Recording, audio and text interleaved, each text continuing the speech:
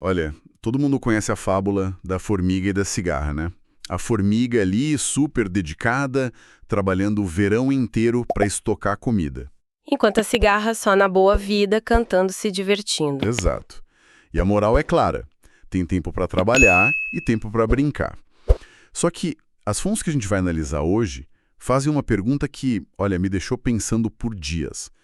Qual pergunta? Quando é que a formiga pode brincar? Se ela passa a vida inteira só estocando grãos, qual era o propósito de todo aquele trabalho? Sabe, quando ela realmente aproveita o verão? Essa é exatamente a questão central que permeia a nossa conversa de hoje, baseado no livro Morra Sem Nada, do Bill Perkins.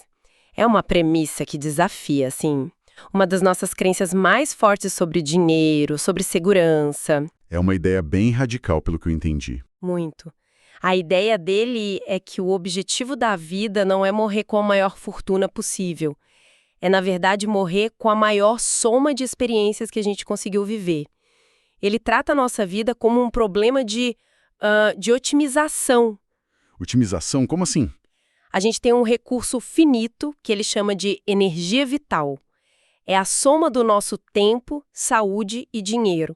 A grande pergunta é: como a gente aloca essa energia para extrair o máximo de satisfação antes que o tempo acabe? É uma mudança de perspectiva brutal.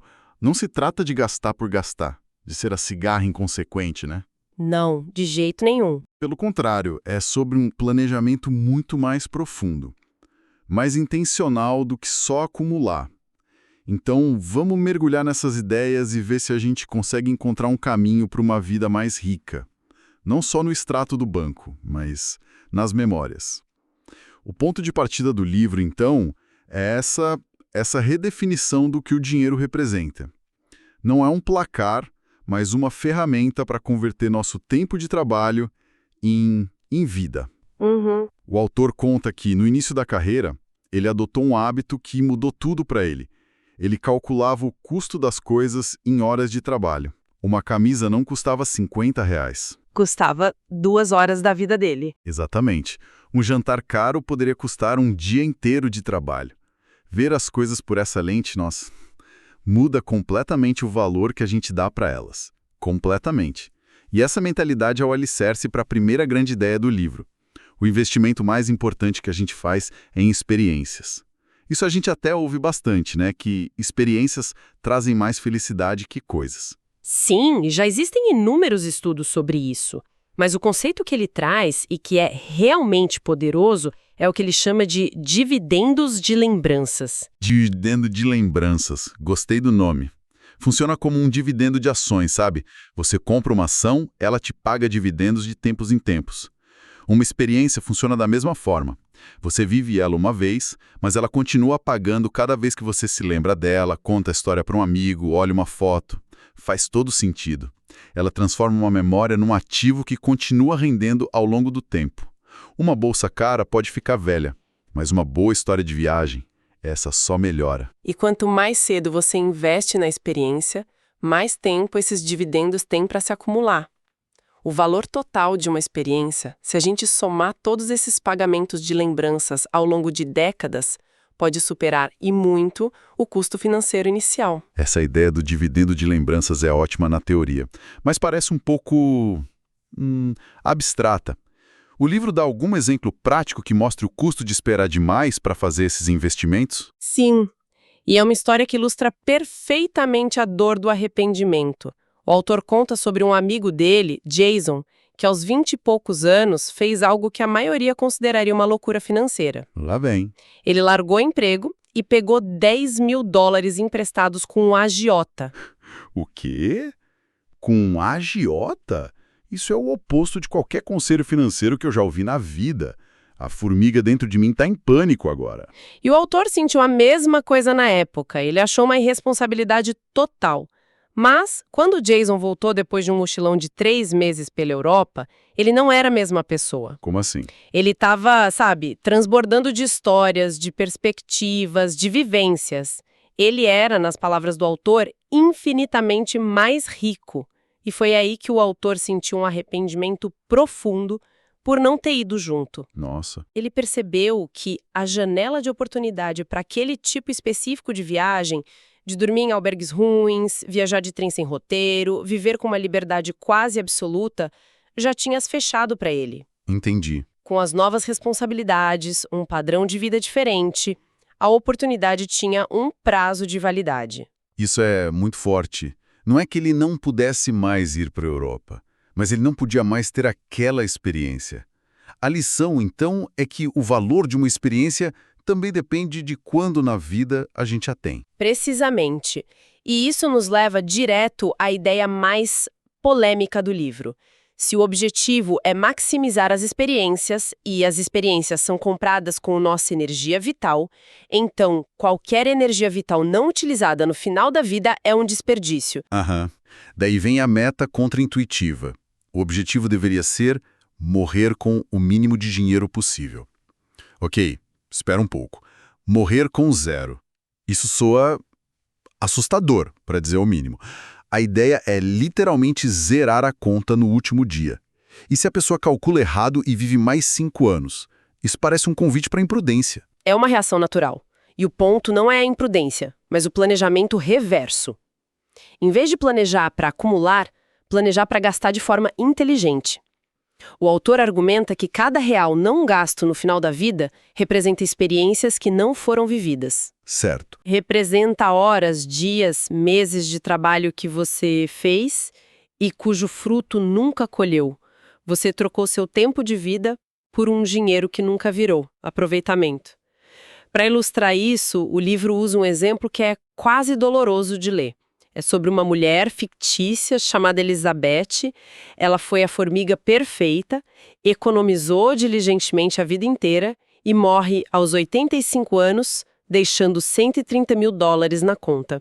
Pode não parecer uma fortuna, mas o exercício que ele propõe é que é o impactante. Sim. O exercício é converter esse valor de volta para o tempo de vida que ela gastou para ganhar aquilo.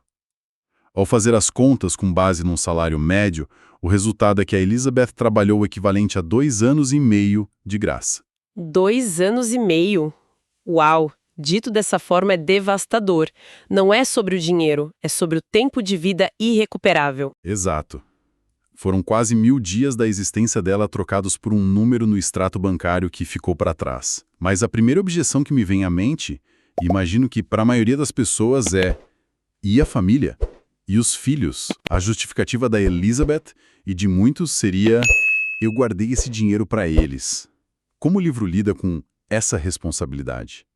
Essa é a objeção mais comum e a resposta do livro é direta e baseada em dados. Se a intenção genuína é ajudar os filhos, por que esperar até a morte para fazer isso? As fontes que a gente analisou citam pesquisas que mostram que a idade média para receber uma herança substancial é por volta dos 60 anos. Aos 60 anos. Nesse ponto da vida, a pessoa provavelmente já está no auge da carreira, casa paga, filhos criados. O impacto desse dinheiro é, marginal. Exatamente. Compara o impacto de R$50 mil na vida de alguém de 60 anos com o impacto do mesmo valor na vida de alguém com 30. Nossa, nem se compara. Alguém com 30 anos pode estar tentando dar entrada num imóvel, começar uma família, abrir um negócio. A utilidade do dinheiro diminui com o tempo. A sugestão dele é: dê em vida. Transforme um ato de acaso, que é a herança, num ato de planejamento, de carinho, de participação. Você pode ver o bem que o seu dinheiro está fazendo. Faz sentido. Mas isso não cria uma vulnerabilidade enorme para os pais, se eles doam uma parte significativa do patrimônio aos 60 e depois vivem até os 95 com custos médicos altíssimos e inesperados? Não correm o risco de depender justamente dos filhos que ajudaram? Essa é a questão-chave. E a resposta é que essa filosofia não é um chamado para imprudência, mas para um planejamento mais sofisticado. O primeiro passo, segundo o autor, é garantir a sua própria segurança na velhice. Ah, bom. Isso significa ter um plano para cobrir suas necessidades básicas até o fim da vida, seja com previdência, investimentos que geram renda, enfim. Apenas o dinheiro que excede essa necessidade de segurança é que deve ser direcionado para o plano de gasto intencional. Entendi.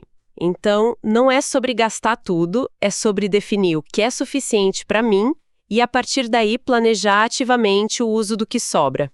E imagino que essa mesma lógica de dar em vida se aplicaria a doações para caridade, certo? Perfeitamente. O livro usa a história real da secretária Sylvia Bloom, uma mulher que viveu uma vida frugal e, secretamente, acumulou uma fortuna de mais de 8 milhões de dólares com investimentos inteligentes. Ela morreu aos 96 anos e doou tudo. Um gesto incrível, sem dúvida. Absolutamente. Mas a análise do livro nos força a fazer uma pergunta meio desconfortável. Foi o gesto mais eficiente? Imagina o bem que esses 8 milhões de dólares poderiam ter feito se tivessem sido doados 20, 30, 40 anos antes. Quantos estudantes poderiam ter tido suas vidas transformadas décadas antes? É um bom ponto. O sofrimento que uma doação busca aliviar está acontecendo agora. A ajuda não deveria, se possível, esperar décadas para chegar. Essa ideia de otimizar o impacto, seja na vida dos filhos ou na sociedade, é muito poderosa. Mas me parece que tudo isso exige um nível de autoconhecimento e planejamento que a maioria de nós não tem. Como a gente começa a colocar isso em prática sem sentir que está pulando de um penhasco financeiro? Aí entramos nas ferramentas práticas que o livro oferece. A filosofia desmorona sem um método. E o autor propõe um modelo mental para equilibrar 3 recursos essenciais ao longo da vida: saúde, dinheiro e tempo. Saúde, dinheiro e tempo. A grande questão é que raramente a gente tem os 3 em abundância ao mesmo tempo. É a clássica ironia da vida, não é? Quando somos jovens, temos saúde e tempo de sobra, mas 0 dinheiro. Na meia-idade, talvez tenhamos dinheiro e saúde, mas cada minuto do nosso tempo é disputado. E na velhice... Podemos ter tempo e dinheiro, mas a saúde já não permite fazer tudo o que a gente gostaria. Exato. A estratégia, então, é usar o recurso que você tem em abundância para comprar mais do recurso que está em falta. Um jovem com pouco dinheiro, mas muito tempo e saúde, deve focar em experiências de baixo custo e alta intensidade, como o mochilão do Jason. Certo. Já uma pessoa de 40 anos com dinheiro, mas sem tempo, deveria usar ativamente seu dinheiro para comprar tempo livre. Isso significa pagar por serviços de limpeza, de lavanderia, delivery, coisas que muitas vezes a gente vê como luxo, mas que, por essa ótica, são investimentos diretos em mais horas de vida para ter experiências. Precisamente. E para organizar esse planejamento de experiências, o livro sugere uma ferramenta visualmente simples, mas muito profunda, chamada intervalos de tempo. Intervalos de tempo. A ideia é basicamente desenhar uma linha do tempo da sua vida, do presente até a sua expectativa de vida, e dividi-la em blocos de 5 ou 10 anos.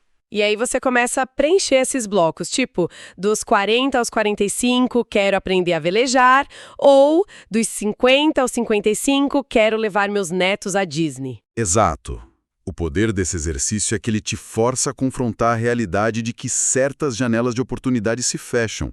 Atividades fisicamente exigentes, escalar uma montanha, correr uma maratona, naturalmente precisam ser alocadas nos intervalos mais jovens. Claro. A experiência de levar filhos pequenos para ver um personagem favorito tem um prazo de validade biológico.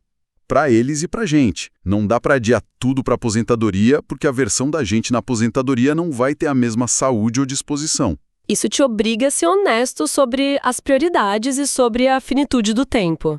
Não é mais uma lista de desejos abstrata, é um plano de ação com prazo. E o livro conta uma pequena história do autor com a filha que ilustra isso de forma perfeita e até um pouco melancólica. Ele queria levar a filha para assistir a um novo filme do Ursinho Pooh, algo que eles sempre faziam juntos.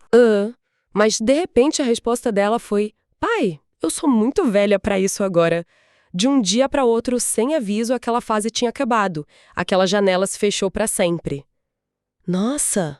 O planejamento com os intervalos de tempo é uma tentativa de agir proativamente para não ser pego de surpresa por essas janelas se fechando. Essa história é pequena, mas me atingiu em cheio, porque não é sobre a grande viagem que a gente não fez. É sobre as centenas de pequenos momentos que simplesmente acabam. Exato. Faz a gente pensar em quantas pequenas oportunidades já passaram por nós, simplesmente porque achávamos que teríamos mais tempo depois. E esse é o cerne da questão. O depois não é garantido, e mesmo que seja, o você de depois não será o mesmo você de agora.